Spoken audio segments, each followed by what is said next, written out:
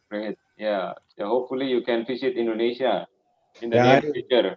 And by also the Dr. way, Ali. I have visited Malaysia, Indonesia twice.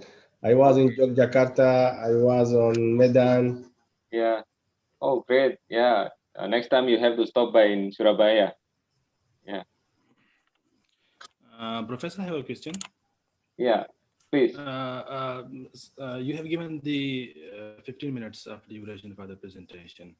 What about if we a bit prolong the presentation? Is it possible? Or not? We have to conclude in only No 15 minutes. problem. No problem. Later on, maybe Mr. Agung is the moderator. Yes, sir. He will. I think he can. Dr. Agung, Mr. Agung, are you with us now? Yes, Pak Yeah. Iman. Hello, Yeah. everyone. Good morning. Hello. Good morning. Good Yeah. morning. Maybe you can arrange the presentations. All the presenter will present first. Maybe you can give a little bit more flexible time for them to present, and then you can pull up the Q&A at the end of the session. Is it Okay. fine, Mr. Agung? Pak Agung? Yes. Yes, thank you, Pak Iman. Okay, Dr. Ali. Yeah, it's resolved now. Okay.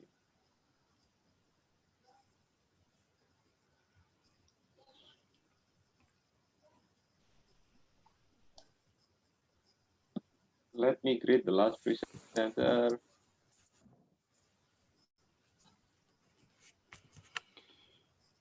Hello, Dr. Nimisa Kapoor. Are you with us already?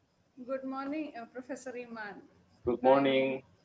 How are you, sir?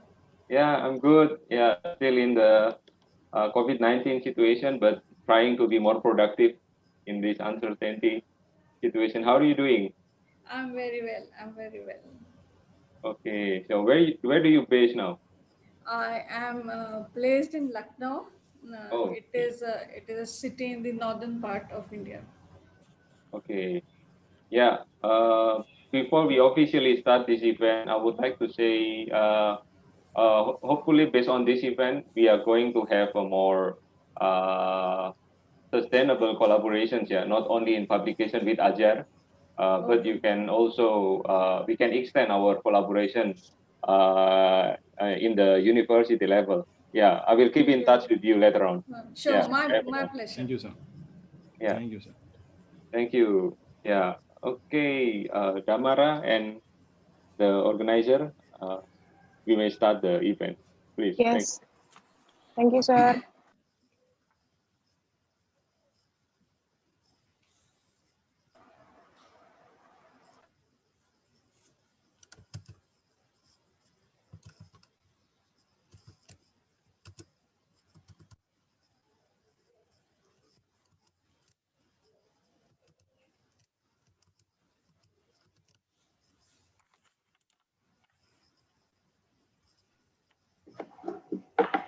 Okay, ladies and gentlemen, excellencies and distinguished guest participants, Assalamualaikum warahmatullahi wabarakatuh. Om Swastiastu, peace upon on you.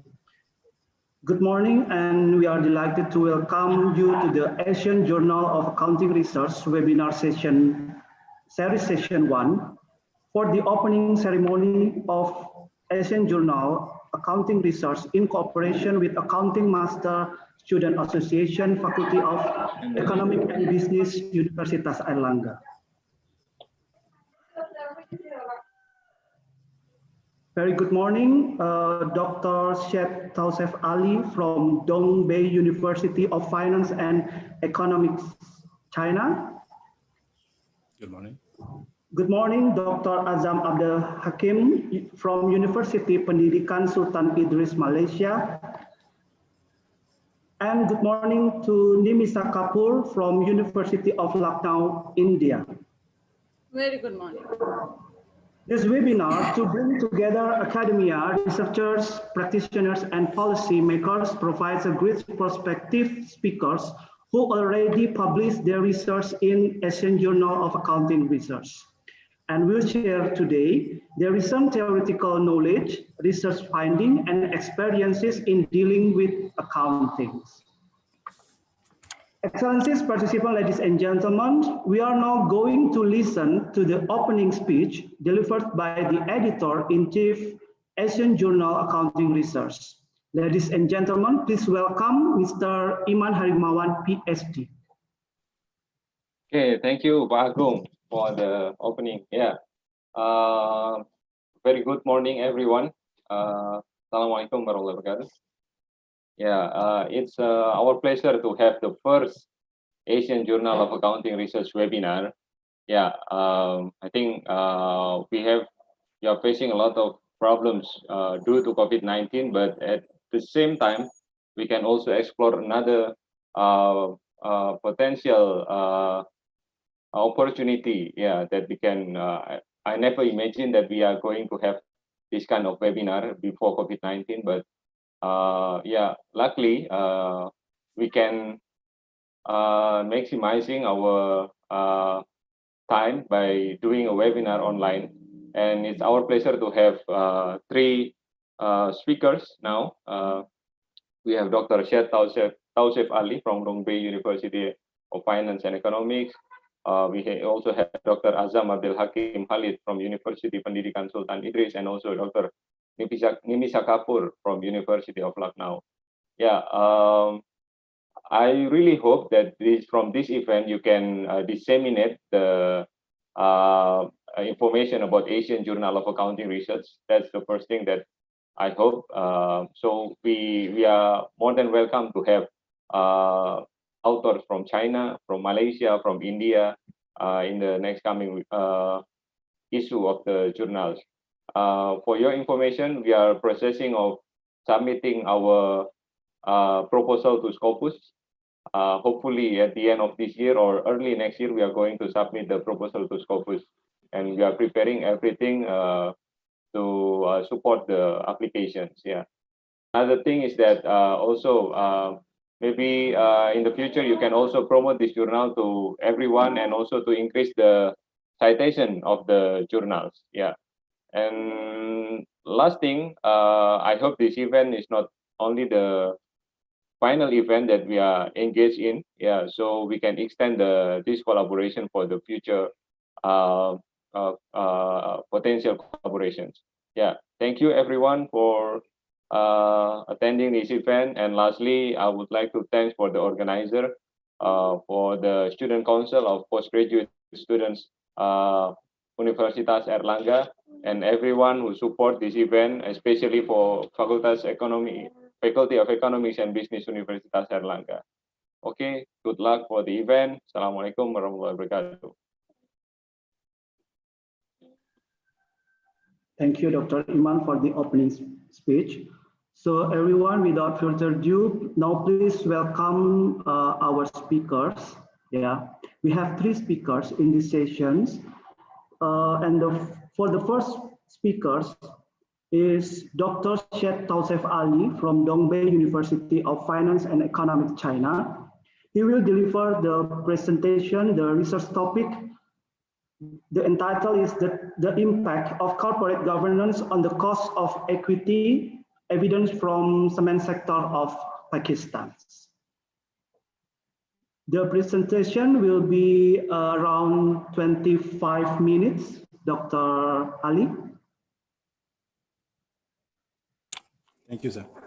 Okay, time is yours.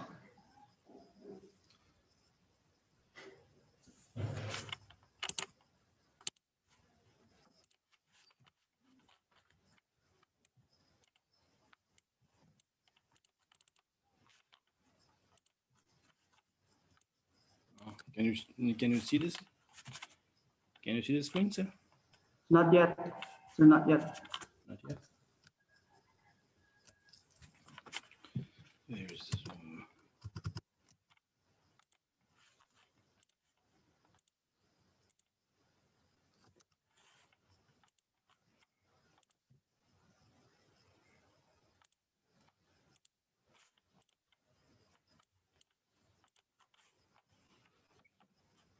Share screen.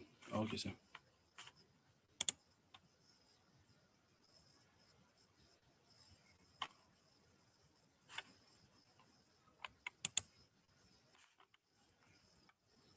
it okay, sir? Can you see the Yes. screen? Yes, it's The voice is working. okay? Yeah. Thank you, sir. Can you show the slides? Okay. Is it okay now, sir?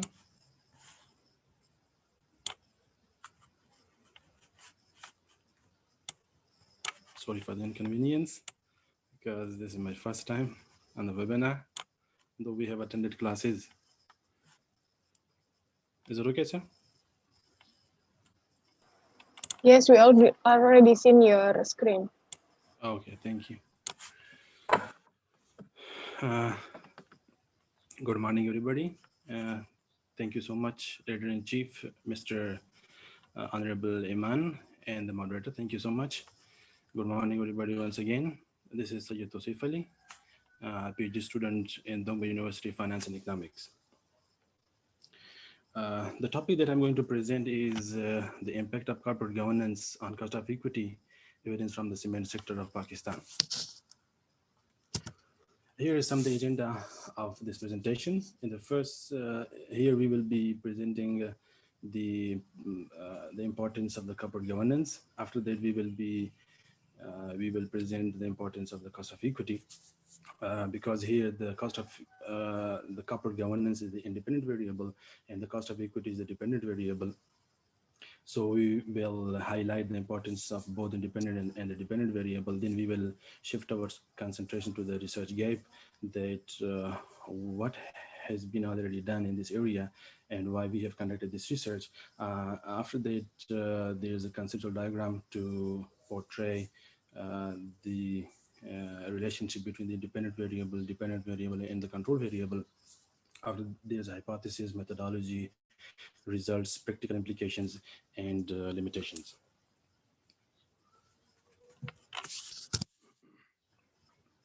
So as it is stated, the corporate governance is as old as the history of the corporation.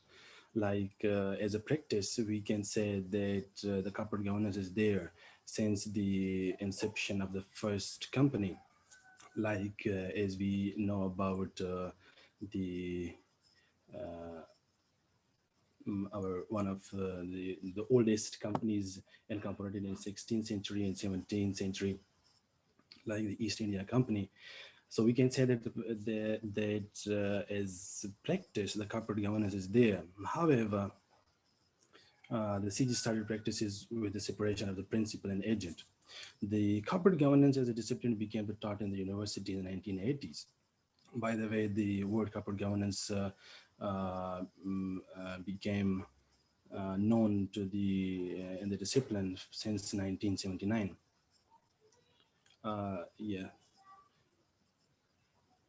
The corporate governance became popular after the bankruptcy of the Indian in 2000. Before the bankruptcy of the Indian in 2000, the corporate governance was not that kind of popular before. But after the bankruptcy of the Indian, the corporate governance became very popular. And after that, there are also other some kind of bankruptcy like the Indian, WorldCom, Tyco, and Adelphia. These highlighted the importance of the corporate governance, and this led to the emergence of the new codes of the corporate governance and tightened regulations later on. Here, because the dependent variable, the cost of equity, so there's a need to highlight the importance of the corporate of the cost of equity. The cost of equity is one of the main factor in the cost of capital. And we know that the cost of capital is used as a discount factor in our NPV valuation and IRR valuation. Sorry. Interruption, Dr. Ali. Could you please speak aloud because some participant cannot hear you? Okay. Thank you. Okay. Thank you. Sorry. Thank you. So in the evaluation of the NPV and IRR, the cost of capital is used as in the denominator. So when the cost of capital is used in the denominator, so the higher the value, so the lower the value of the cost of capital, higher the NPV in IRR, and high the probability of the project selection would be. However, if the cost of capital value is higher, because it is in the denominator, so the value of the NPV and IR will be lower, and the probability of the selection of that project would be lower. So we can say that the company expansion depends on the cost of capital and the cost of equity and the quality of the corporate governance. To overcome the agency problem, there are two practical methods. One is the incentive mechanism and the other is the monetary mechanism. These two methods are used to align the interest of the agents with that of the principal. In this study, we are focusing on the monitoring mechanism, which is the corporate governance, and how to improve the corporate governance, and with the improvement of the corporate governance, how we can affect the cost of equity. So with the monitoring of the mechanism help to evaluate the agency conflict and lower the cost of equity. Therefore, in this research, we are having 8 independent variables which are used to measure the cost of the corporate governance, while to compute the cost of equity, we are using the capital asset pricing model to measure the cost of equity. Currently, there are many studies highlighting the positive association between the corporate governance and profitability. There is a need to examine the impact of the corporate governance on the fund performance by taking the cost of equity, cost of capital, and the cost of debt as an indirect proxy for the performance. As you have seen, there are a lot of articles that which are focusing on the fund performance, like they measure the fund performance through the return on asset and return on equity are Tobin skew. However, there is a need that we should measure the fund performance through the indirect proxies, like we can measure the fund performance through the cost of equity, like this research article, and we can also measure the fund performance through the cost of capital and the cost of debt as well. So this would be the indirect performance measurement of the firm. So we can measure the fund performance indirectly. So few studies investigated the impact of the corporate governance on cost of equity. However, Regali and Sona 2012 and Scheinberg 2009 found some contradicting pieces of evidence and stated that the increasing the quality of the corporate governance also increases the cost of equity. Basically, this is the only one research article prior to my research article, which is Scheinberg 2009. Unfortunately, he found that the corporate governance has a positive impact on the cost of equity. Like if we increase the quality of the corporate governance, it will increase the cost of equity. And he also found that the independent directors and the audit committee independence has a positive impact on the cost of equity. There are some lot of drawbacks in the prior research, which in this research we have tried to highlight those drawbacks in the previous literature and try to overcome in our this research. So therefore, the results of the previous results are mixed, and some argue that there is a positive relationship, while others argue that there is a negative relationship. So there is a valid gap and need for conducting this research. Contribution of the study. There is only one study in the context of Pakistan. As I have told you that there is only one research article in the context of Pakistan, and that research article has a mean value of cost of equity of 29%, while in this research we have found that the average cost of equity is 8.22%. There is a hell of difference between the two mean values. And there is also the maximum value of cost of equity in the United States, which is maximum like 13%. So our cost of equity value in this research is more related and more closer to the previous literature. And the previous article, which has 29% cost of equity, is more like deviating from the mean. So the corporate governance code, and there is also a valid reason for conducting this research, because the corporate governance codes were promulgated in Pakistan in 2002. However, these codes were revised in 2012. So there is the Latif and in 2015 highlighted there's a strong need to study the impact of corporate governance on other fund performance and cost of equity, like other things, because these codes has been revised and there is a strong need. So this is the conceptual diagram. The cost of equity is a dependent variable, and these are the two control variables, size and leverage. The independent, they are at independent variable. The first is the inside ownership, the block ownership, non-executive directors, independent directors, board size, board diversity, like the female presentation on the board, and cost of equity. So the CEO duality and the CEO tenure. These are the independent variable, and the cost of equity is a dependent variable.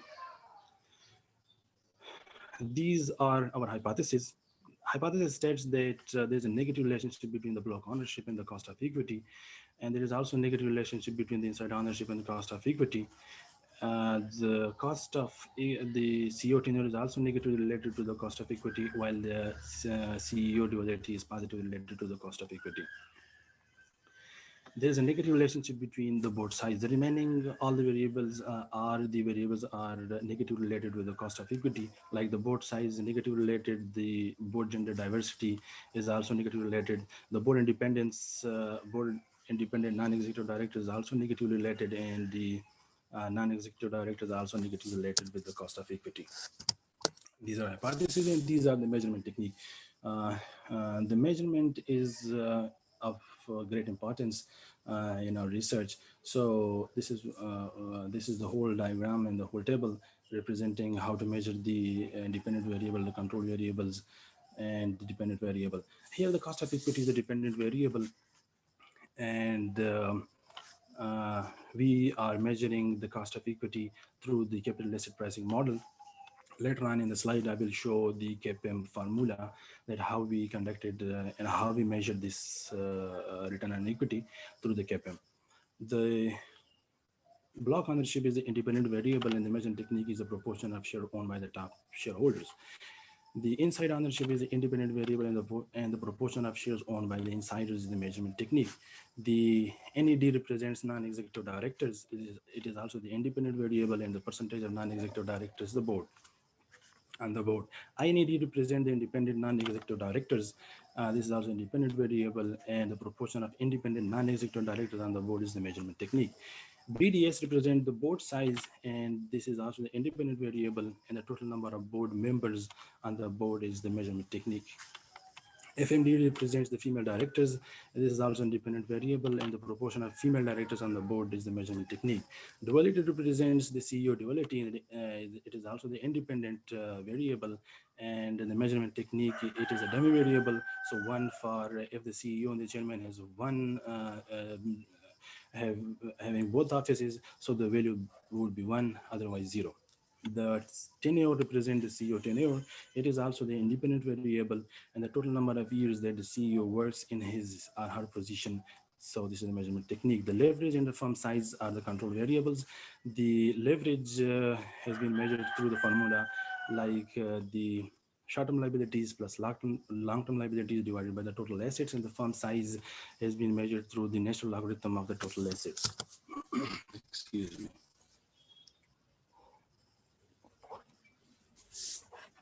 Data collection. Because you know that in the developing country like Pakistan, their data collection is very difficult, and there are some lack of repositories and databases. So in this research, we have collected all the data manually from the annual reports, and the annual reports have been downloaded directly from the company websites. We have also used the State Bank of Pakistan balance sheet review for the data collection, and the annual reports has been downloaded directly from the company websites. And we have also used the Karachi Stock Exchange websites to collect our data. Coming to the methodology, as I have told you that we have calculated and measured the cost of equity through the KPM formula. So this is the KPM formula, and this states that the return on equity is equal to the risk-free rate of return plus the difference between the market return and the risk rate of return multiplied by the beta. As you can see that there is a beta, and so in the capping formula, so we have to calculate the beta as well, like here. So we have calculated the beta through a formula of the covariance of security market divided by the variance of the market. So our sample period consists of 6 years, starting from 2012 to 2017. There are 21 public listed companies in the cement sector of Pakistan, and due to some data limitations for some companies, we have our data set consisted of 18 companies because the data for some companies is not available. Coming to the findings of this research, you can see that the cost of equity is the mean value of the cost of equity is 8.22%, with the minimum value of 5.972 and with the maximum of 12.889%. As I have mentioned you that in the previous research, it has been mentioned that the average value of the cost of equity in USA is around 13%. And some research also mentioned 11-12%, while our research stated that it is 8.22%. As I mentioned that one of the earlier research conducted in Pakistan, its average was 29%, so it is so long above from the mean value of this research and also from the rest of the literature. So this is the regression results. Pooled regression, pooled Willis panel regression of the cost of equity and the cost on the corporate governance. We can see that we have only two independent variables have a significant relationship with the cost of equity, while the rest of the other independent variable are not significantly related to the cost of equity. Here you can see that the FMD, the female diversity, is positively related with the cost of equity, having a 5% significance level, and the tenure, CEO tenure, is negatively related with the cost of equity.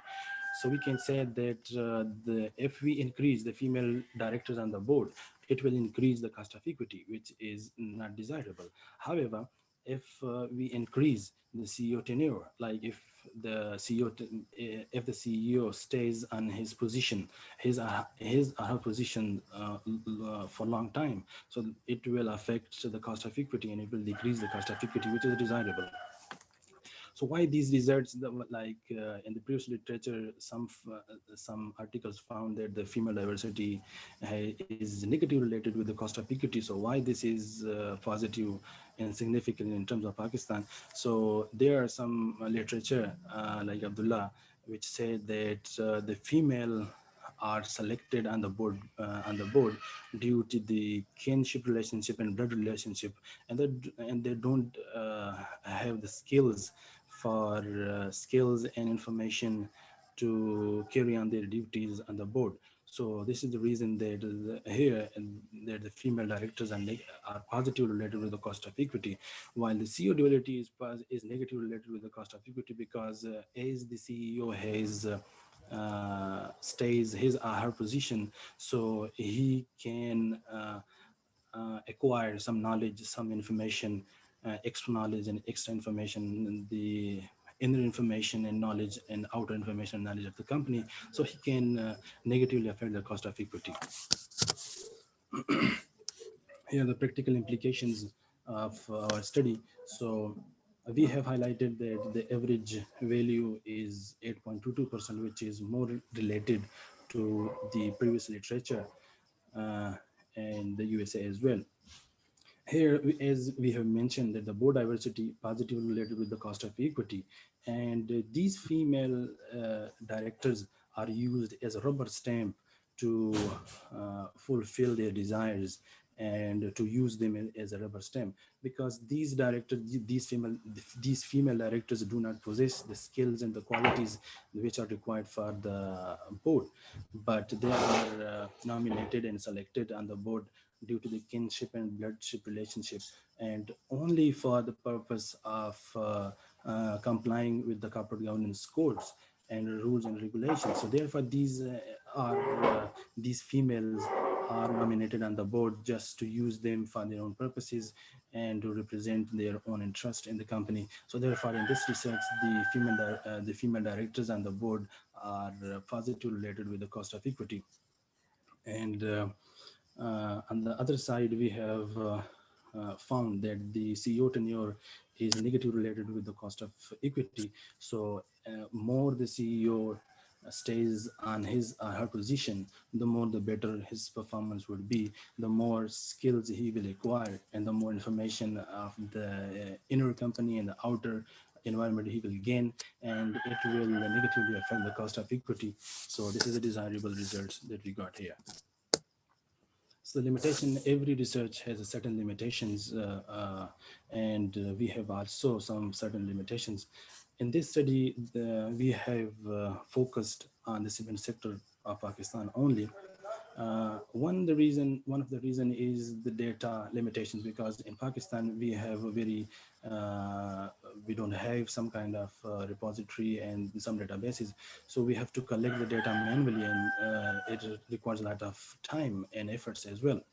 So it was time consuming to collect the maximum data. So therefore we focused on the cement sector. And the other reason of to focus on the cement sector is that you know about there is a CPEC project between Pakistan and China, and this is called the China-Pakistan Economic Corridor, which is also some kind of has a huge pressure on the cement sector of Pakistan, because it also there's some we have to build some bridges, etc., etc.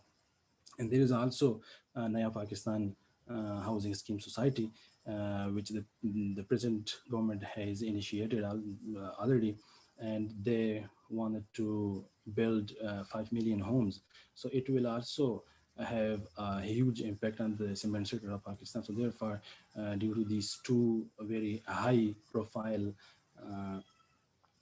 projects, we have concentrated on the cement sector.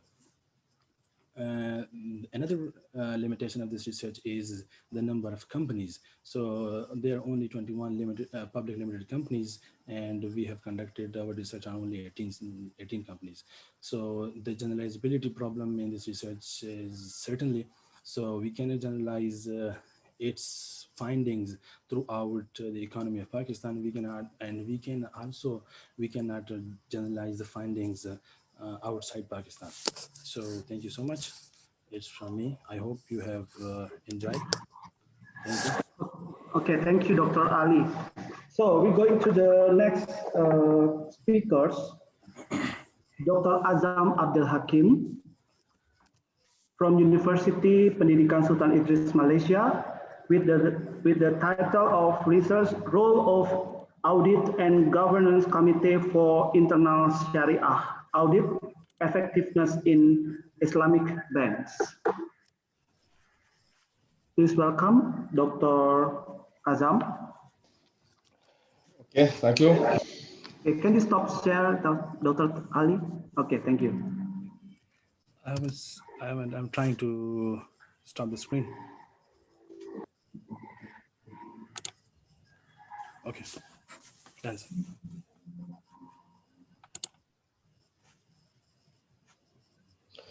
Okay, Bismillah ar-Rahman ar-Rahim. Assalamu alaikum and very good morning. Thank you very much. Thank you for this invitation and thank you for everybody attending. Before I start, I would like to thank Asian Journal of Accounting Research for giving me this opportunity as speaker to share my paper published with AGR. So let me move to the slide. Okay.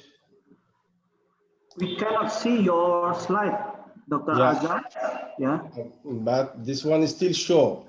This is the previous. Dr. Ali, can you stop? Sure. Let him to stop, then I can proceed.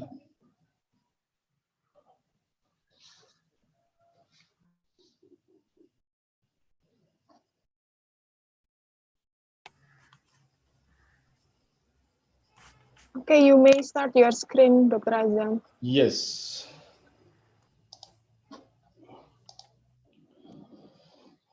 Okay. So hopefully now you can see my slides. Is that clear?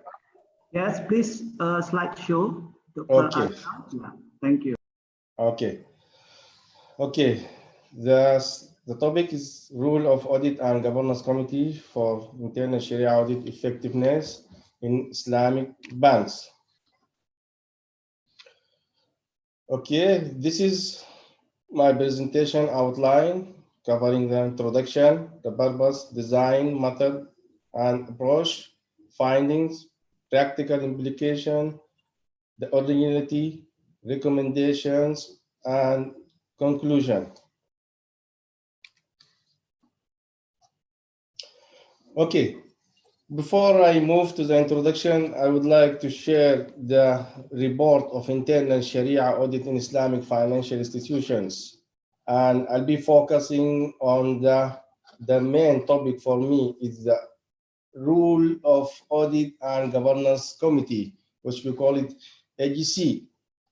Okay, if you see here, when we focus on AGC, so according to IOFI, Accounting and Auditing Organization standards, in terms of the governance standards of Islamic financial institution. So I would like to just talk about the establishing of the AGC. Okay, according to IOFI, the AGC shall be formed by board of director. It is non-executive members. And this board of directors will inform an AGC. So the AGC shall not be less than 3 members. And of course, these members must be knowledgeable about Sharia rules and principles and other business. Okay, so what are the importance of AGC?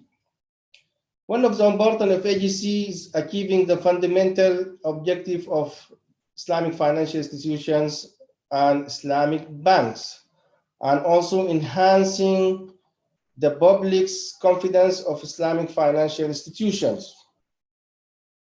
Then when we move to the function of AGC, it is perceiving and the integrity of financial reporting and safeguarding the interests of shareholders and investors, and also providing additional assurance of the reliability about financial information. And the main thing also acting as independence link between Islamic financial institutions and management and its stakeholders.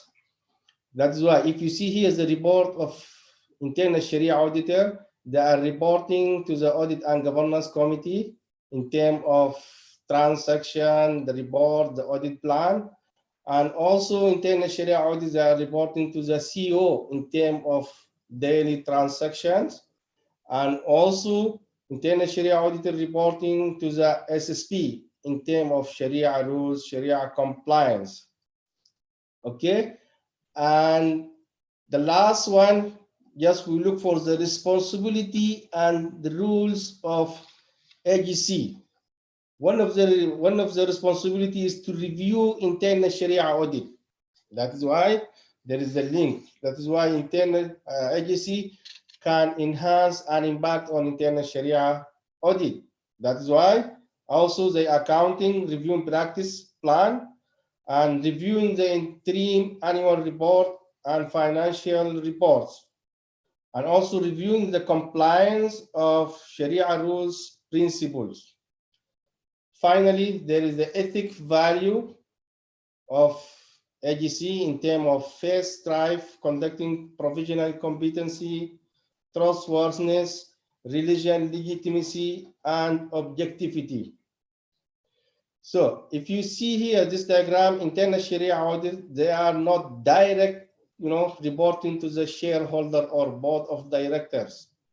So if they are reporting direct, then only internal Sharia audit can enhance their independence. So this is a chance to let all Islamic financial institutions and to give the internal Sharia auditor more confidence to be independent to report directly to the shareholders. Okay, moving to next slide. Introduction. As you know, the collapse of big companies like WorldCom and Enroll has resulted in emphasizing on internal audit. So this hence creating an increase in the demand for internal Sharia auditors for their supervisory board. Consequently, this has resulted in the requirement of investment in internal auditing by Islamic banks and improving in the freedom of this auditor in ensuring the attainment of organizational goals. So this is one of the reasons led the Islamic banks to focus and be, study more about internal Sharia auditor to avoid what has happened for the big company, as I mentioned, like WorldCom and Enroll companies. Next.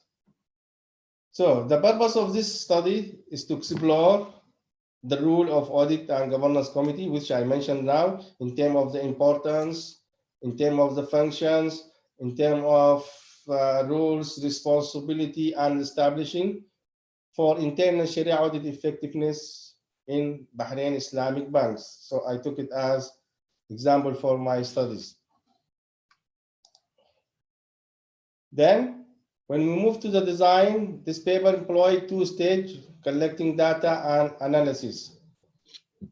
This paper did an structured interview with the internal Sharia audit departments and with AGC, Audit and Governance Committee. So this conducted as the respondent considered to be vital to Islamic banks. Move to the findings. This paper boasts that in building internal Sharia audit effectiveness conceptual framework, the Islamic worldview theory may be employed as the theoretical foundation. So this paper has come out with the Islamic worldview are very important and can be employed to link, to fit the relation between Audit and Governance Committee and internal Sharia audit effectiveness in Islamic financial institution. So, based on the theory, it was suggested that Islamic banks auditor and governance committee may enhance the internal Sharia auditor effectiveness. When you come to practical implication, in view of these rules of AGC on internal Sharia audit effectiveness, the current exploratory research contribute to enhance the linked knowledge or the limited knowledge about AGC by describing the practice of Bahrain Islamic banks in terms of compositions, rules, duties, and responsibility and operations.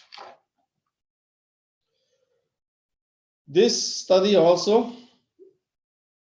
add the body of literature of Audit and Governance Committee effectiveness by identifying rules, duties, and responsibility of characterizing more effective, more active AGC, and suggests that this AGC could have a positive impact on internal Sharia audit effectiveness in Bahraini Islamic banks. So overall, this paper provides important insight for board of directors member can refer to AGC rules, duties, and responsibility to conduct a self-diagnosis of current practice. So one of novelty of this paper, this is uniquely sees the Islamic worldview for Islamic Banks Agency, Islamic Banks AGC. So based on the researchers, this is the first study that link the relation or the rules of Audit and Governance Committee on the internal Sharia audit effectiveness in Islamic banks. So move to recommendations.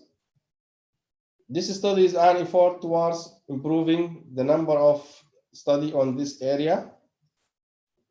It is also hoped that this study provide greater understanding on effective internal Sharia audit in Islamic banks, in which demand a distinct set of workforce. And one of the limitations also I need to mention here, it is just focused on Bahraini Islamic banks. So future study can be, looking for the GCC countries and comparative between each countries, then to be more generalizable and giving more results about the role of audit committee in Islamic financial institutions. Conclusion. This study examines the function of audit governance committee in ensuring an effective internal Sharia audit, as I mentioned, and also this study has employed the Islamic world base. So what I mean by Islamic world base, it is the elements of Islamic world is the Tawheed, the unity of Allah and the Khilafah, the vice-regents, and trust, falah. Okay, this theory can be linked, with external Sharia audit to be more effective and to be more effective and independence to the Islamic banks in Bahrain. This literature review conducted indicates that there is a limited study on AGC and effective internal Sharia audit among Islamic banks. As I mentioned previously, there are few studies linking the internal Sharia audit and with agency. So this paper proposes that developing the conceptual framework for effective internal Sharia auditor, the Islamic world-based theory may be utilized. In view of the AGC position as foremost oversighting authority in the Islamic financial institution, the auditor effectiveness may directly be influenced by them. Thus, it is further proposed that internal Sharia auditor effectiveness will be stronger at the level of audit governance committee. And that's all of me. Towards the end of my presentation, I will be very interesting for hearing questions, suggestions to raise, and that's it. Thank you. Thank you, Dr. Azam, for good presentations about your research. So we're going to the next speakers. From Dr. Nimisa Kapoor, from Institute of Management Science, University of Lucknow, India, with the research title, Do Diligent Independent Directors Restrain Earnings Management Practices? Indian Lessons for the Global World. Please welcome Dr. Nimisa Kapoor. Thank you.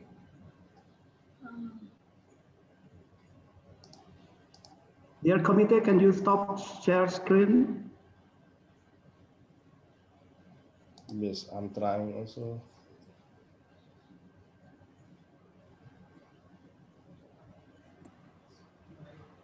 Dr. Nimisha may start the share screen.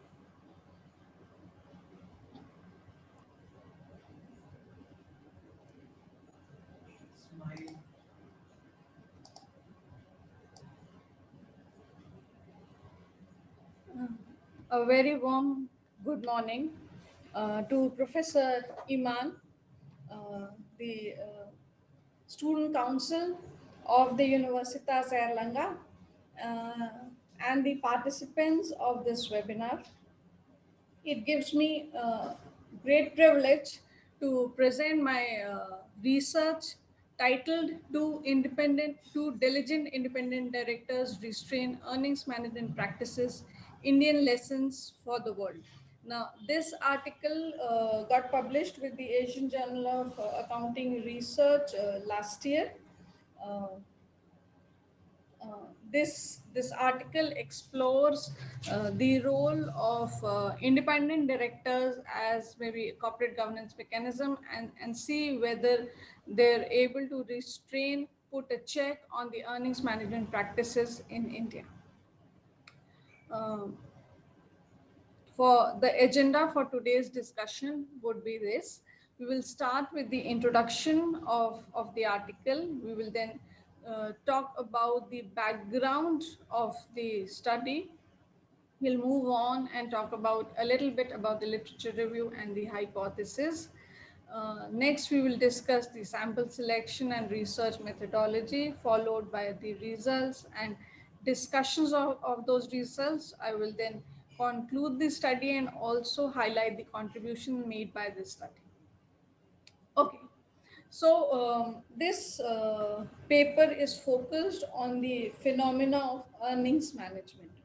Most of us are aware that earnings management is a phenomena which diminishes the quality of financial reporting among organizations. Studies have found out that this practice is prevalent not just in the developing economies, the developed economies, but the entire world. There are organizations where we find that the financial statements might not reveal the true picture of the firm's performance. Um, if we were to define earnings management, that would be a purposeful intervention by the management of the organizations to alter the numbers reported in the financial statements. So obviously it indicates the poor corporate governance. It questions the corporate governance framework of the organization where we find evidences of earnings management. It would affect the decision making of the investors and rather all other stakeholders who are associated with the organization. Also, by the previous discussions and our insight, we know that there is a mechanism which is the board of directors, which has been put into place to check the action of the management. But it can still be debated that those directors who are appointed by the boards, whether they're capable, whether they're efficient, effective enough to check the actions of the management. Independent directors have a very important role in improving the corporate governance framework of the organization and restraining any negative practices, including earnings management. So we expect that independent directors would bring monitoring and guidance for the organization, but it is yet to be seen what would be the role that would be played by independent directors in such organizations. Moving on to the background of the study. Now, the background of the study is very important because the governance framework and the way organizations behave are very specific to the context of the organization. The regulatory, the legislative framework, the environment of the business is a very important factor. This study being focused in India, we find that the regulatory framework is still evolving in India. The governance guidelines in India started in 1990s with the efforts of the CII, which is which is a body called the Confederation of Indian Industries. We have been seeing a number of legislations, a number of acts that have been rolled out to improve the corporate governance framework in India. Very recently, we had the new Companies Act, the SEBI, which is the regulator of the stock market, also came out with the listing obligation and disclosure requirements in 2015. So, and we are still seeing that there's a lot which is to be done to bring the regulatory framework at par with the other developed economies of the world like the US or the UK. Now, the expectations from these regulatory framework is that they would increase the transparency and accountability of the corporations, and thereby they would strengthen the confidence of the investors and also other stakeholders who are associated with the organization in a number of ways. We also see that the governance issues in India and similar developing economies are very different from those of the other well researched developed economies like the US and the UK. Here, the major conflict is not between the investors and the management. Here, mostly organizations are closely held, and therefore, the major uh, uh, conflict arises between the dominant shareholder and the minority shareholders. We've also witnessed a lot of corporate scams, which is a common finding all across the world. US, UK, we've seen the Enrons and the Vivendis all across the world. In India, also we saw the Satyam scam, the Kingfisher scam recently, and we know that there is still a lot to go in terms of strengthening the regulatory framework. So this study would hope to come out with findings which would assist regulators and policymakers also in improving the quality of financial statements and improving the code for corporate governance. So I will now move on to the next section, the literature review, and I would very briefly talk about the important studies which would contribute to this particular study which is being discussed. So we have seen from the starting of the agency theories, we see that there is a conflict of interest between the inside directors and the outside directors. Studies like the ones mentioned here, like the Hermelin and Wishback and Luan and Tang, say that it is the inside directors who are more focused on the profitability, on the returns generated by the organization, while it is the independent directors who are basically there as a check mechanism to monitor the functions, the activities of the board of directors, and therefore there exists a conflict of interest between the inside directors and the independent directors in the organizations. There have been a number of studies, particularly in the developed economies, which have identified the monitoring role played by the independent directors. These studies have mostly focused on board independence, board size, uh, tenure, duality of CEO, and they come out with the specific characteristics like independence, diversity, which would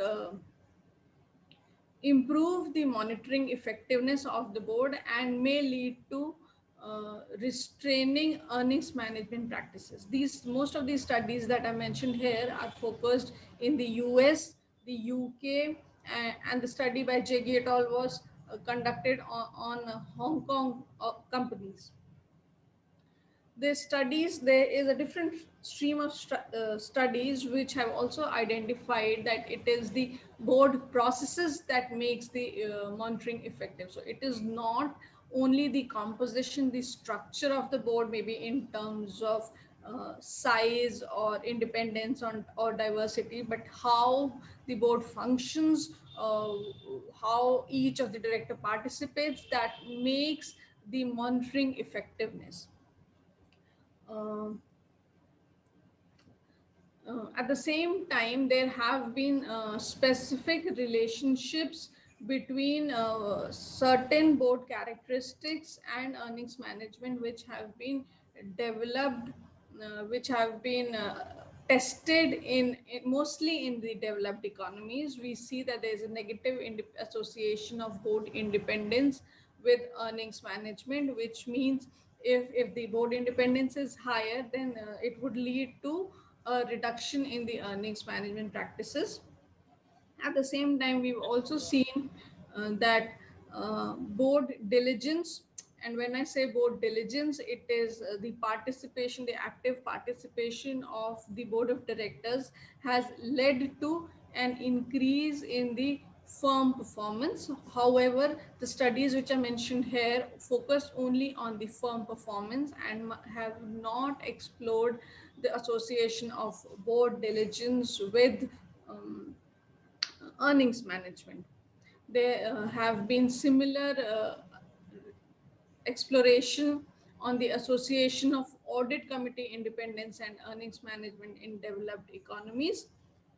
And we see that if the audit committees are more independent, then it leads to a reduction in the earnings management, or we can say that it improves the quality of financial reporting.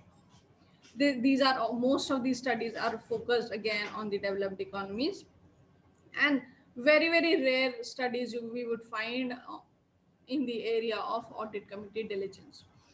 So looking at the literature, we can see that diligence of the board and the audit committee has not been studied. It has not been given the kind of attention that is required. In this particular study, we had three hypotheses. The first hypothesis tested the association between board independence and earnings management. The second hypothesis tested the relationship between board diligence and earnings management.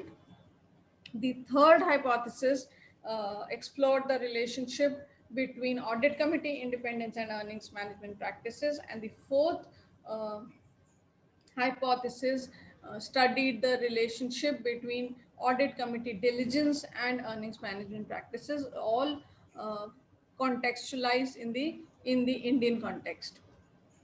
Now, we started with the sample selection with the 500 largest listed companies in India.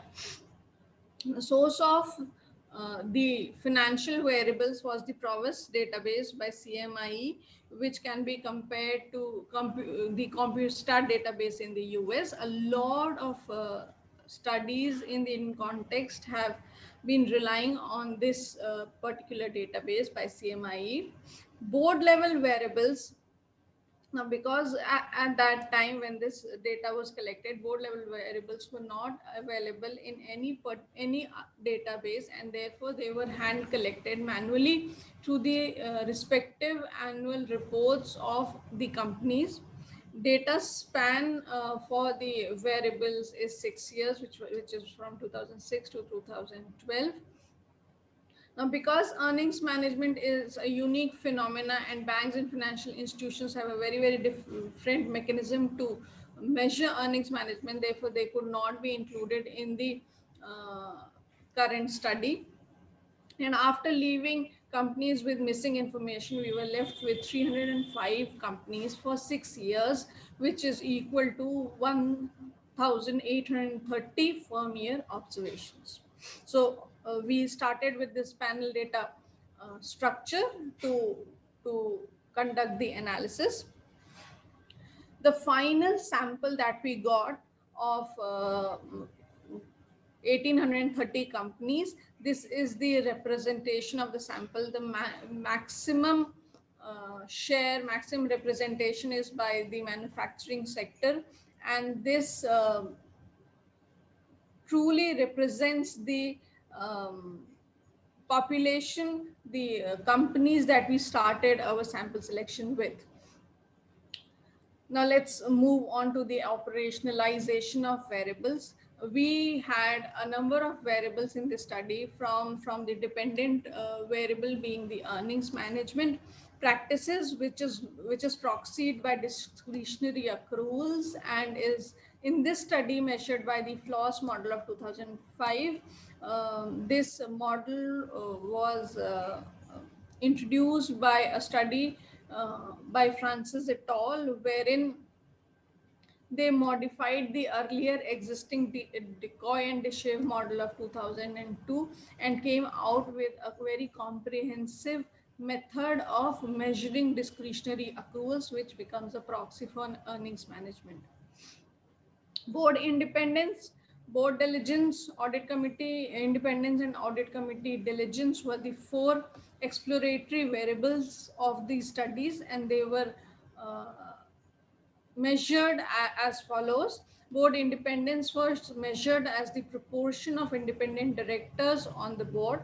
Board diligence was measured as the average attendance of independent directors in a year for a given organization. Audit committee independence was measured as the proportion of independent directors on the audit committee, and audit committee diligence was measured as the average attendance of independent directors in the audit committee meetings in a year for a given organization. Now, there were two models which were formulated and tested in the study. Now, because board and audit committee are considered as complementary mechanisms, they are mechanisms which both perform the monitoring function for the organization, particularly in the financial and accounting domain, and therefore their effects were tested separately in the two models. In the first model, earnings management is considered as a function of board independence, board diligence, and a set of control variables. So we had control variables at the board level and control levels at the financial level.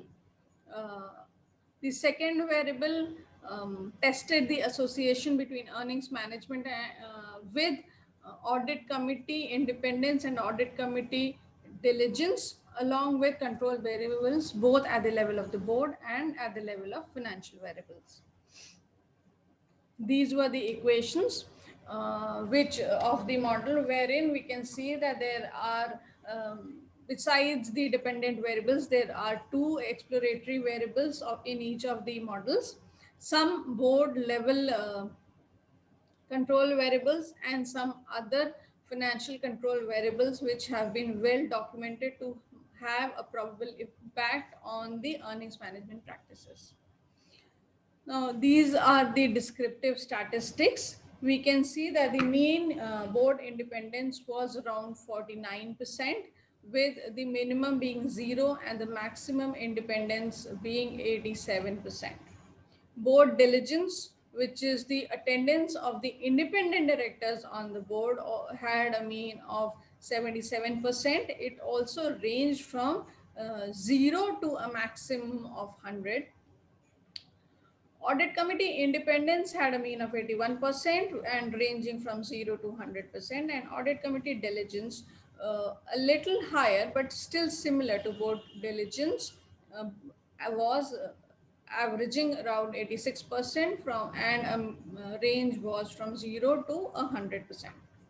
Um, this is the cross correlation matrix, and the first four variables are the exploratory variables of the study, and the asterisk denotes the significance at the 5% level of significance. And as it is evident from the table, none of the variables have a very high degree of correlation, except for board independence and audit committee independence, which has around 0.5 uh, cross correlation, and that is why it gives us one more reason to test their impact on discretionary accruals or earnings management practices in two separate models.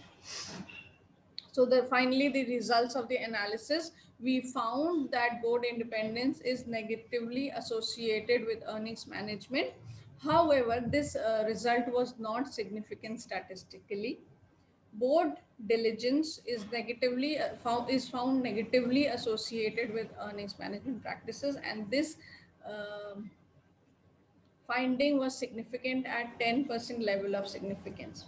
Now, this suggests that if the boards are diligent, then they are effective in reducing the earnings management practices in the organization, which is a very interesting and insightful finding of the study. The next finding was that the audit committee independence is also negatively associated with earnings management, and this is significant at 5% level of significance.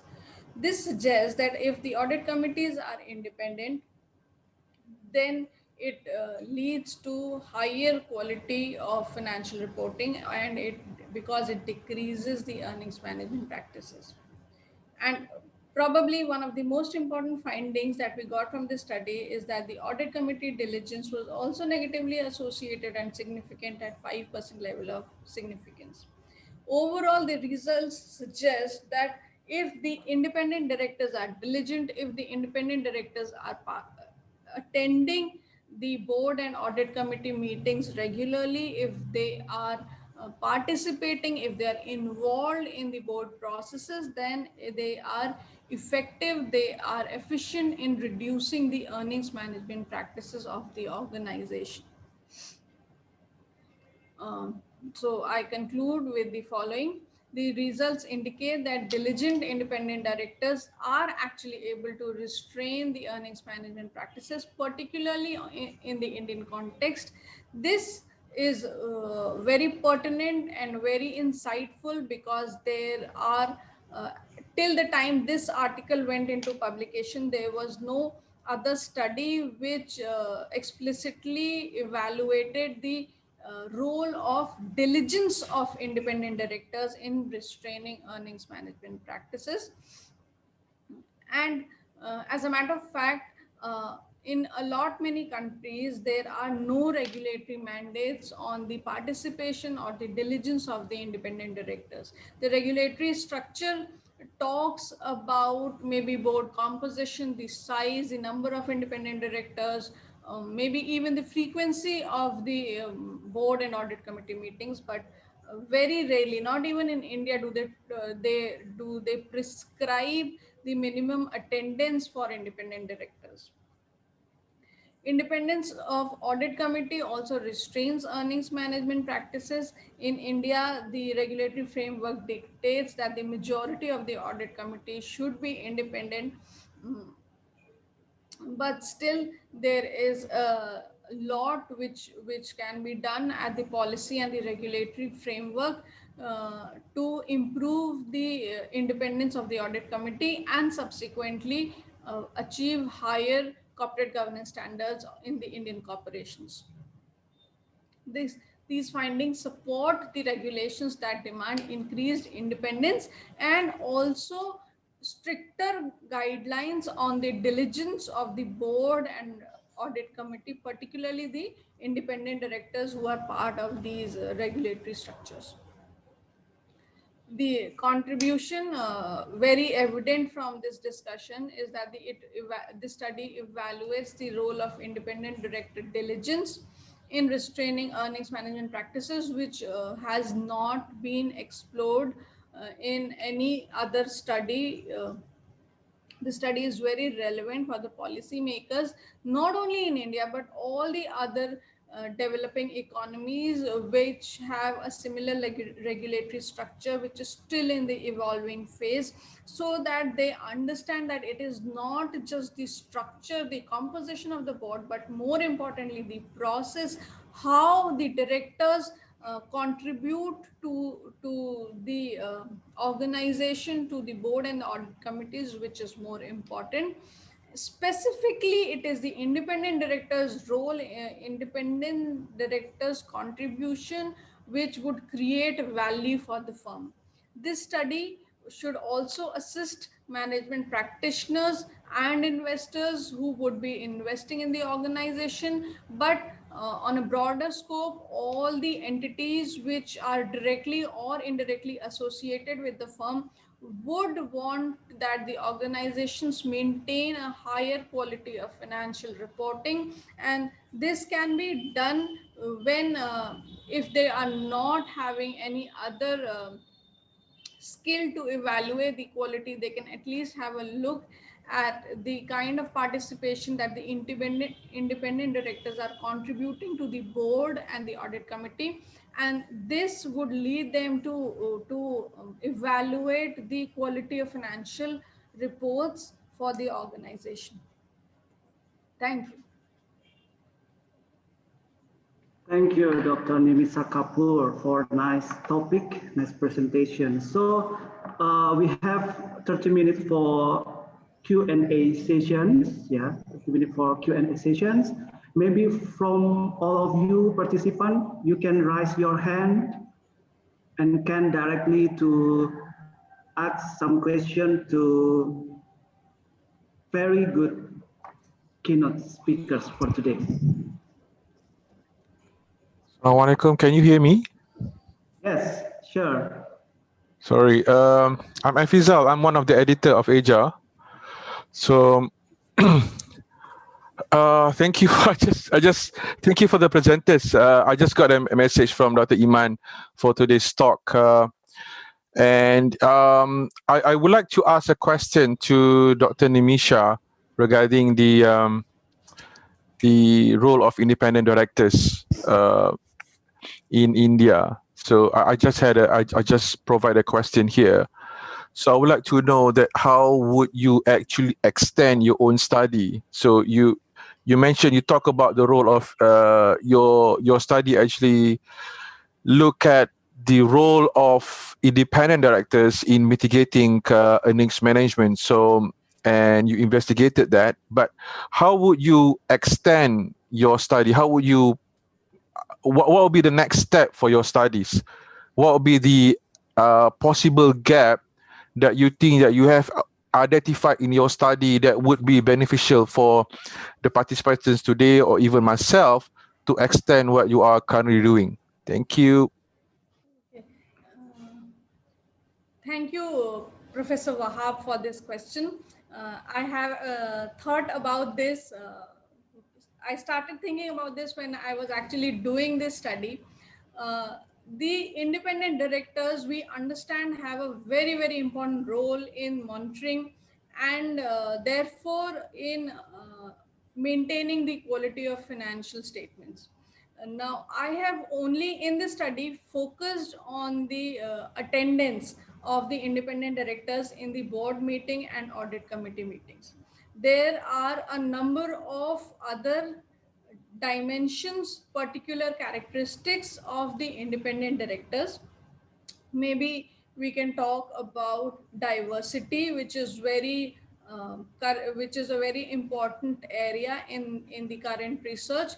Diversity in terms of gender, diversity in terms of background, ethnicity, and even educational qualification and professional qualification of the independent directors is a very important area where we can see if they are creating any value, particularly whether they are able to restrain earnings management practices. Besides that, their association with other similar organizations, because we know that independent directors are part of a number of boards, and therefore if we are able to capture that link, then that would also be a very insightful study as to we can see what is the guidance, what is the knowledge, what is the connection of the independent director, and which can assist him to monitor the boards. Thank you. What sorry, because I'm not familiar with the Indian institutional background, but I would like to know whether the corporate the regulators over there require the directors to attend compulsory training. Yes. This in the recent developments, the directors are required to attend a compulsory training. The independent directors are required. Yeah. All right. Okay. Okay. Thank you, Mr. Afizal. Any question? Any more questions?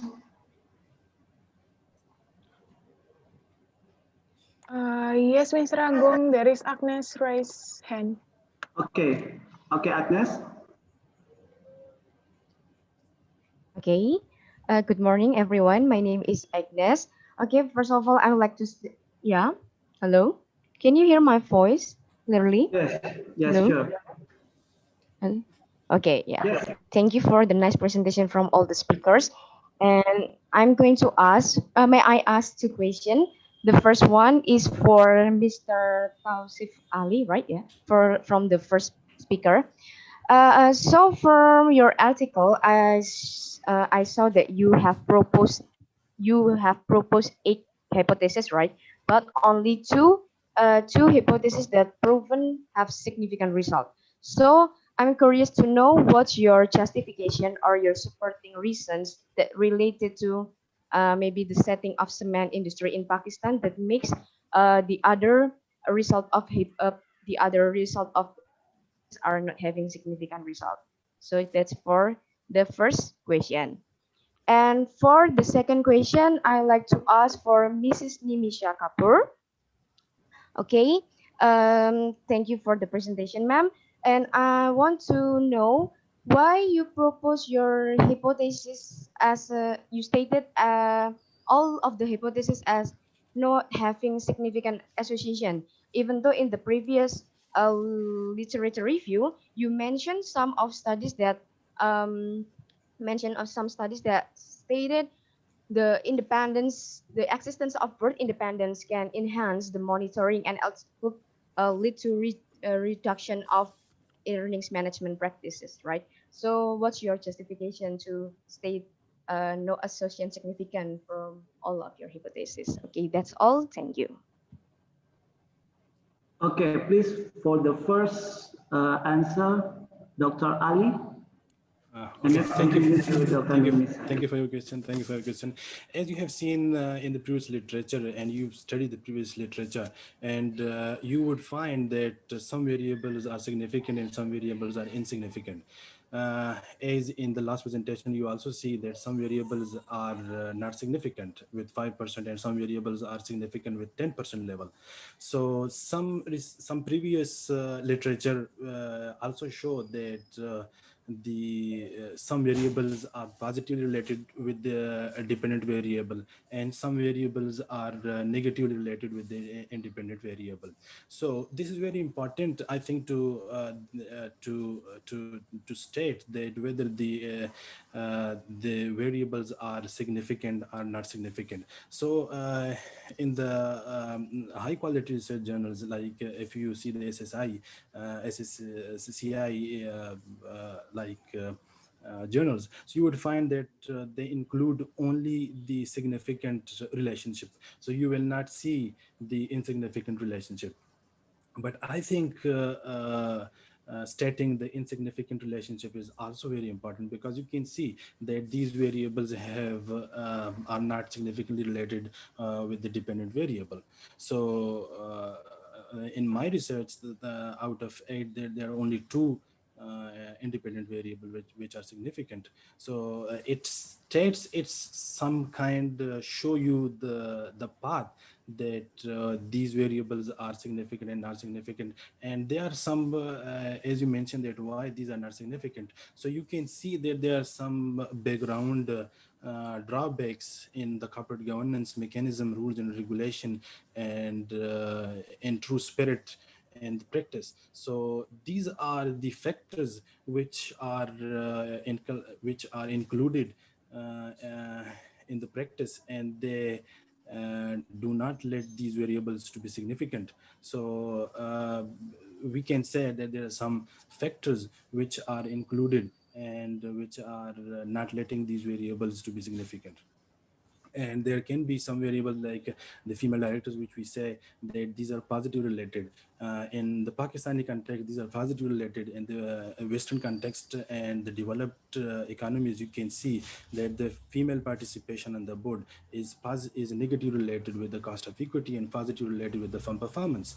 But in the context of Pakistan, because we are nominating the female board members on the kinship relationship and bloodship relationship, and we do not see that whether these females have some skills for which they can bring to the company or not. So these are the background information and knowledge which are some kind of hindering the in the significance and the inverse relationship of the variables.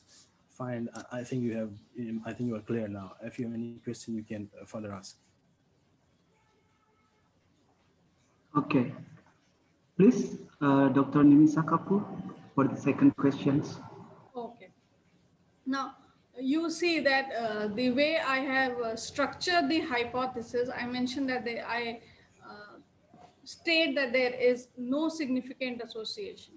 And when I do that, I am actually putting my null hypothesis. And in the research methodology, probably we all would agree that in the hypothesis testing, what we can do is we can reject. It is very easy to reject the null hypothesis, and that is why when you write your null hypothesis instead of the alternate hypothesis, then it is easier to reject it, and therefore it makes hypothesis testing easier. Although there have been studies which have mentioned that there is a support, but in the kind of research methodology that we would follow, we cannot have an experimental study, and therefore all we are trying to do is rejecting the null hypothesis. Even when in research we write the alternate hypothesis, what we are actually trying to do with the data is that we are trying to reject the null hypothesis.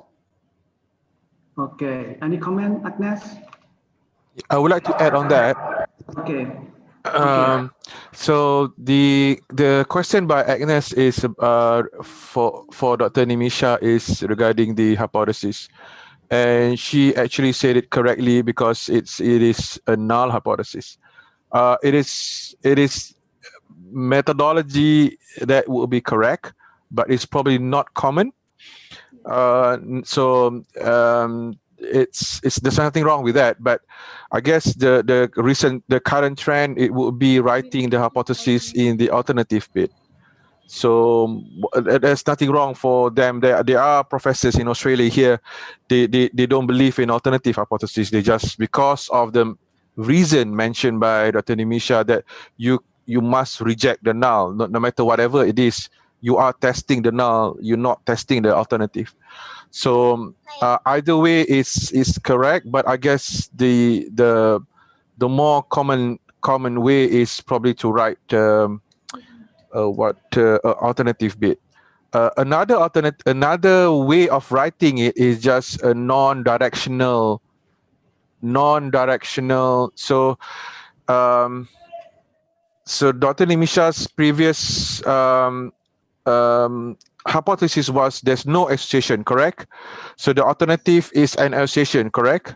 Yes. So yeah, or you can just write a non-directional alternative hypothesis. So you can just explain there is a relationship, for example, there is an association. So that would probably be a better alternative, sort of like a more common way.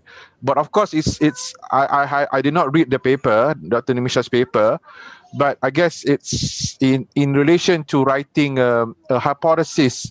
If you have a directional alternative hypothesis, that would show some sense of confidence in what you are doing. So that would be one of the ways when reviewers picked it up. So when you have both positive and negative association, then you give a prediction, then it shows some confidence. So that's all sort of like writing methods and writing styles and stuff, but it's all come out to what you want to approach, how you want to approach your paper. But I guess in terms of what she has done in terms of writing a null hypothesis, that would probably not incorrect. That's probably it's actually very acceptable, but not common. So even in thesis writing and stuff, so it's probably much better, because when we send papers to reviewers, when we send papers to journals and stuff, some of the reviewers actually said that you should state your opinion on what will be direction B. So then that would automatically go back to the alternative hypothesis. It cannot go back to the null hypothesis. So that alone indicates the role of alternative hypothesis as opposed to null hypothesis. So I hope that sort of like made it clearer for you, Agnes, in terms of the role of the null hypothesis and alternative hypothesis. So I just would like to touch up on Dr. Tausif's explanation, right? I have not read the paper, but it's a common misunderstanding that no results means no results. So it's probably we need to understand when we write papers. Of course, the journals are leading towards significant results, but you also need to understand that no results could also mean results as well.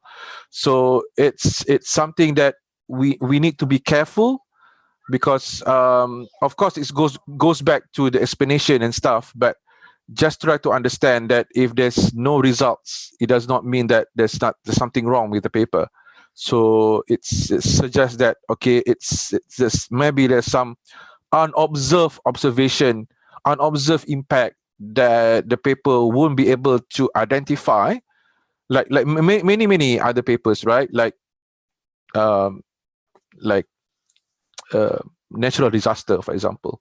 So we won't be able to capture those kind of things when we operationalize certain variables. So just be mindful of that. And if not, if we kept on going to significant results, then you intend to try to fish for your results. So then that would not be a good science to it. All right. I think I talked too much, but so let's. Thank you for the thank you. Explanation. Thank you. Okay, thank you, Mr. Efiza. Any other question? From Dian Agita, sir. Dian Agita, okay. Please, Dian. Yes, thank you, Mr. Gede. I hope all the participants and writer keep healthy in this pandemic. I would like to ask to all the writer. First, to Mr. Khalid, I'm sorry, I'm not clear how to measure internal audit effectiveness. Is the data gathered from financial statement? Because I'm writing also about internal audit effectiveness. And to Mr. Ali, I think CIPM, others scientists question about this model, and we know that market is complex. What do you think about this CIPM model? And maybe for next, is it we can add some variable about economy variable like growth or product growth or other variable of economy? And to Mrs. Nimisa, your article shows us that the topic of corporate governance is a suitable topic for the condition in your country when Satyam and Kingfisher scandal, and also India is the fastest growing country according to World Statistic Index. Yeah. So is it the suitable topic to write? And I'm interested to your next research. Maybe in another topic like what India firm do to support the economic growth in India. Maybe like strategy and innovation of India firm. Thank you. That's all. Okay, 3 questions for all the center. Please welcome Dr. Azam for the first.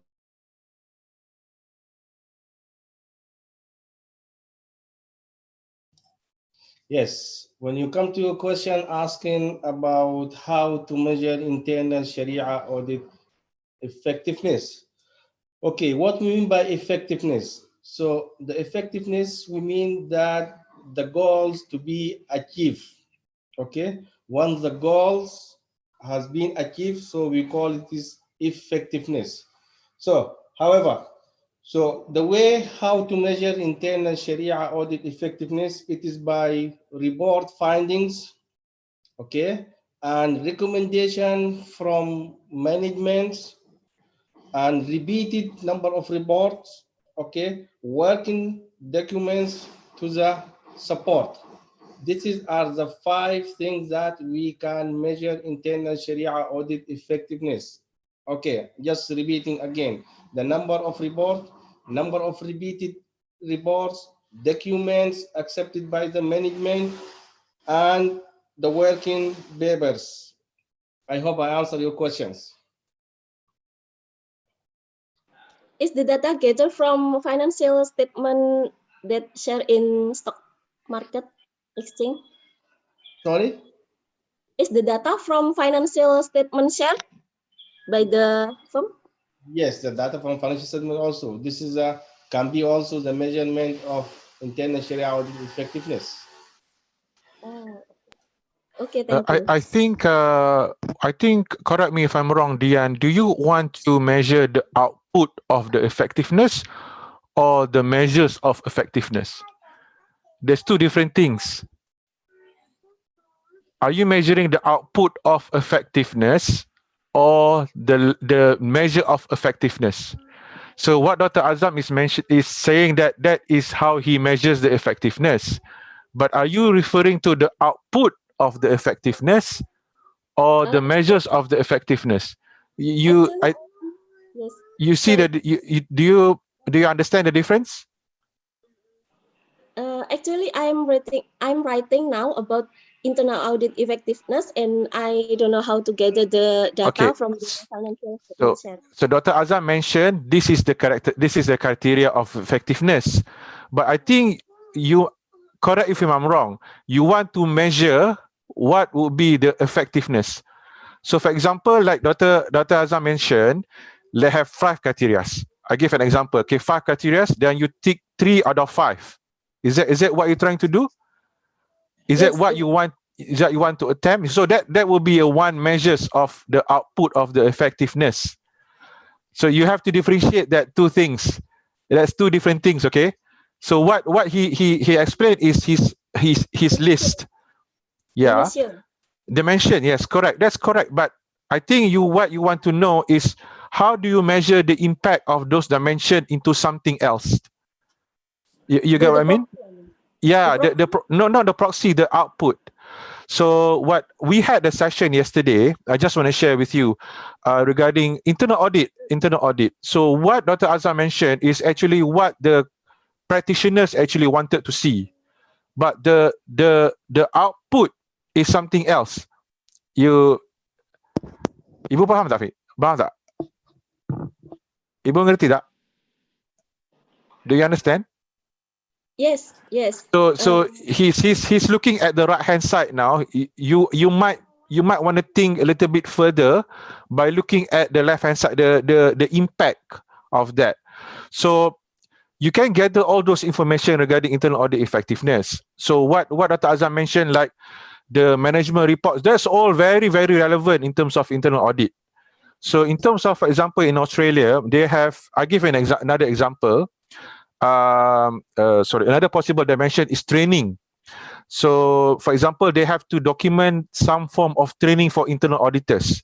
So you have external auditors, can you have external auditors that can they have to go to trainings, they have to go to what you call that continuous development.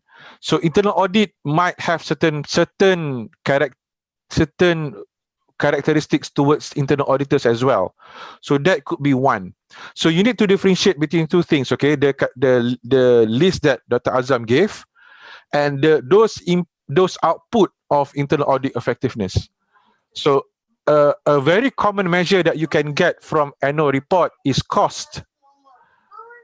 So I'm going to write to you. It's cost measure. So investment cost in internal audit. Yeah, cost in internal audit. So that's probably B. So you would expect that the higher the cost, the better the company, the better the internal audit effectiveness, right? You get what I mean? Tak apa, nanti if you have issues, you can send me an email later. All right, sorry for this, for just right. Thank you. Okay, any additional comment from My question is Dr. I Azam? have to answer. Okay, Dr. Ali, please. You have asked a very important question. Like we have used the KPM model, the capital asset pricing model, and you said this is a very complex model. By the way, we can measure the return on equity through some model like KPM, capital asset pricing model, from a French 3-factor model, from a French 4 and 5-factor models.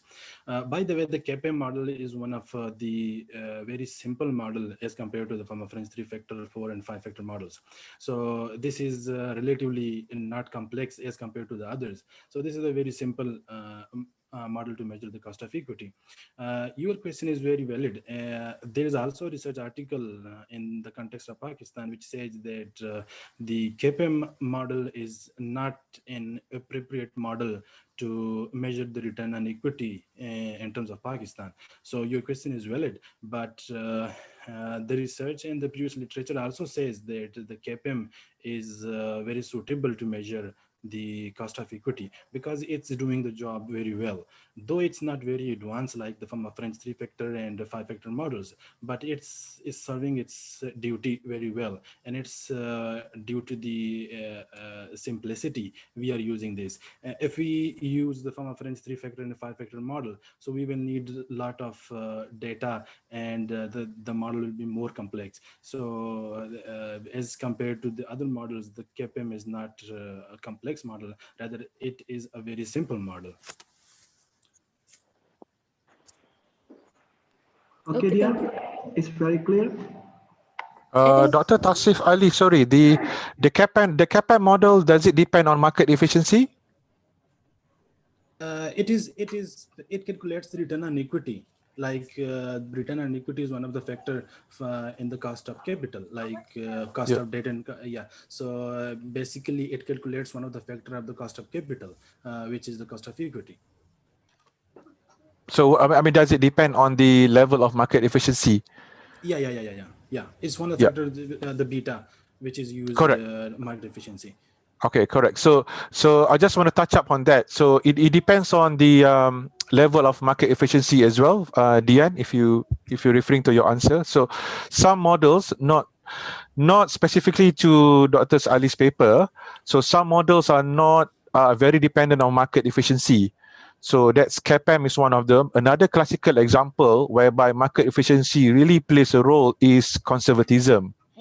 So earnings conservatism model like Basu's model and stuff. So for example, those model won't work well in Indonesia or even in Malaysia, to be honest with you, because it heavily dependent on market efficiency. So it's a reverse regression on earnings and return, right? Price and returns, right? So it's what market efficiency is trying to say, that everything factors in immediately. So that's why some market like Malaysia, or probably the same, probably Indonesia. So our markets are not efficient as compared to the US or something like that. Then we have to do a different model. For example, the cash flow model, cash flow models of earnings conservatism. So I think if you go back to Dr. Ali's explanation, I think if you go to the concept of how does CAPM works in a particular market, then that would answer that will answer your question. So you look at the background, the background of the CAPM model, then what will be the assumptions of the CAPM model, and whether these assumptions actually fits in the context of Indonesia or in Malaysia. But again, going back to Dr. Ali's comment, I mean, there's nothing wrong for you to run those particular models. The same goes to Basu's model. If you want to have a go in Basu's model to run in Indonesian context, so that's okay, that's totally fine. But there's certain limitations that we need to be aware of, and hence the result might not be representative of the particular market you are testing. So you just need to be mindful of that. Okay, thank you. I think it's the last answer from Dr. Nimisa. So you asked me about the relevance of corporate governance research in the Indian context, given the background that we saw a few scams occurring in the recent past, right? So scams are bound to happen. There have been studies which say that the incidence of scams, financial frauds, would continue to happen in all the economies, whether we talk about the developed economies, the US, UK, even Australia, or you talk about the developing economies, whether it is India or any other developing economy. Particularly for economies like India, where the governance framework is still evolving, you can do a lot of research because you do not have very strict mandates. If you compare it with, say, US, where the governance standards are very stringent and very much evolved, then you would not be able to research, because most of the guidelines that we talk about here in the developing economies are already there, cast in stone. So probably the governance research is more applicable in economies which are still in the process of evolving their regulatory structure. And the point you mentioned about the incidence of frauds, see, that is bound to happen, and if that is being unearthed, that only reveals that we are improving in terms of the monitoring, and that is why we are able to identify such mishappenings. These are bound to there exist in the organizations. It's just a matter of time or chance when they surface out. So I think for all the economies that are still developing, whether it's Malaysia, even Indonesia, India, this is the right time to evaluate the corporate governance research here. Thank you. Okay, thank you. I think it's because we have time restrictions. Yeah. Before we end of this session, maybe you have a concluding remark, the closing statement for all speakers to give us inspiring, give us motivation about the research. Maybe we can start from Dr. Azam.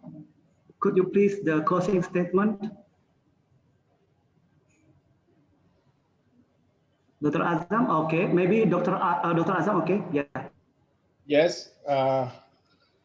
At the end, I would like to thank the Asian Journal of Accounting Research for giving me this opportunity. And I hope we can contribute to this journal to be and hope to see it is as Scopus and ISI for the next upcoming year, inshallah. And thank you. Thank you. Next, Dr. Ali. Hello. It's a very interesting debate here, and thank you for for giving me this opportunity to present my research article here and to talk to you. Basically, this was my first introduction on the webinar, so it is quite interesting experience. So thank you so much, and thank you so much for the editor-in-chief, Iman, and thank you for you, and thank you for all the participants and the speakers, and thank you so much. And I think that we will collaborate with each other, and this way we can expand our research and our understanding. Thank you so much. Please, Dr. Nimisa. Thank you, Professor Iman. Thank you, Professor Ifizal, and the entire team at the Asian Journal of Accounting Research. It was a great opportunity for us, for the young researchers that I see on the platform, and the participants. It gives us an opportunity to interact with each other who have similar exposure, probably backgrounds which are still developing. We can contribute, and we can have a better understanding of the research environment of each other. So it was great being part of this webinar, and I thank all the organizers for inviting me. Thank you. Thank you. Okay, dear Excellencies, distinguished guests and participants, we had productive and inspiring time together, and I hope you have found the presentations on the webinar series 1 are informative and helpful to extend your study, to conduct your methodology and academic writing style. And thank you for Asian Journal, Asian Journals, Asian Journal Research for invited me as moderator for this webinar session. And thank you for Dr. Iman, Dr. Eliza Wahab as Chief and Editor of Asian Journal Accounting Research. So we still have two next webinar session in series 2 and 3, with the other speakers from around the world who already published in Ajar's journals. Now we close the webinar. I would leave you with a quote by Stewart Brand, an author and innovative thinker, who once said, "We can see the past but not influence it. We can influence the future but not see it. Let us all be guided by all the things we have learned and heard throughout the webinar and be able to see and influence our futures. Please forgive us for our shortcoming till we meet again, and perhaps in the next webinar series. May all of you stay safe at home and still keep going on your conduct research. Thank you very much. Thank you.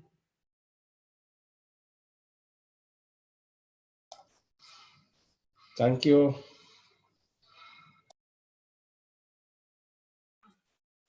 Thank you, everyone. Thank you, Mr. Elizabeth.